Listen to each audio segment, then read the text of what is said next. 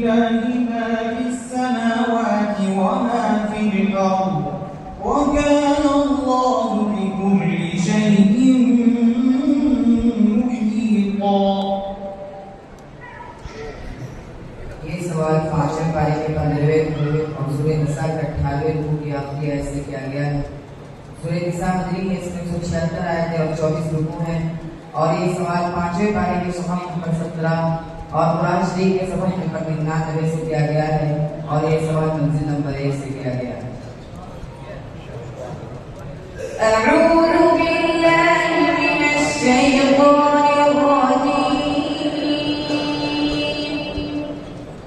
بسم الله الرحمن الرحيم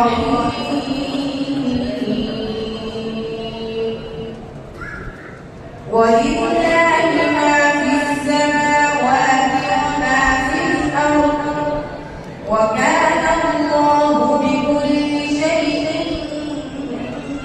محيطا ويستفتونك في النساء قل الله يفتيكم فيهن وما يتلى عليكم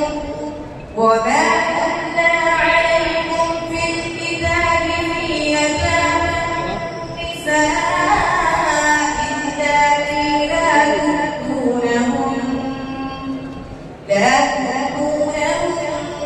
ما كتب لهن وترغبون أن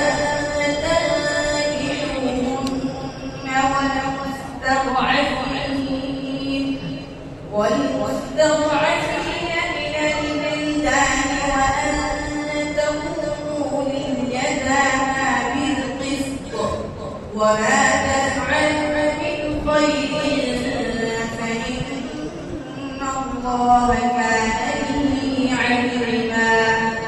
وإن امرأة خافت من بعدها نشوزا أو إعراضا فلا جناح عليهما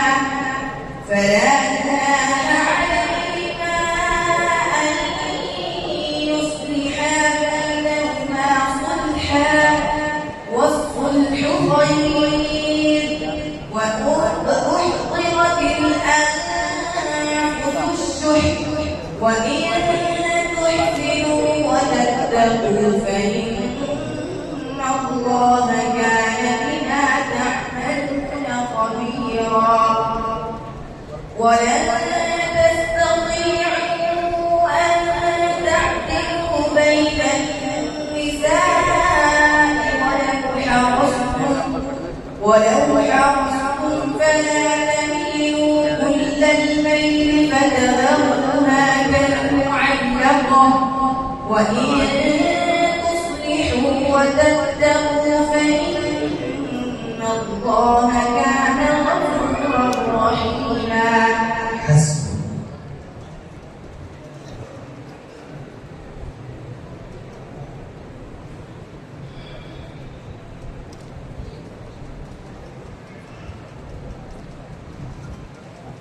إنما توعدون لآت وما أنتم بمعجزين. ये सवाल 8वें पारे के 3रे रुकू और सूरह नाम के 16वें रुकू से किया गया है। सूरह नाम की इसमें 166 आयतें और 20 रुकू है और ये सवाल 8वें पारे के सफ़ा नंबर 4 और कुरान शरीफ के सफ़ा नंबर 146 से किया गया है और ये सवाल मंजिल नंबर 2 से किया गया है। أعوذ بالله من الشيطان الرجيم بسم الله الرحمن الرحيم إنما توعدون لآت وما أنتم بمعجزين. قل يا قوم اعملوا على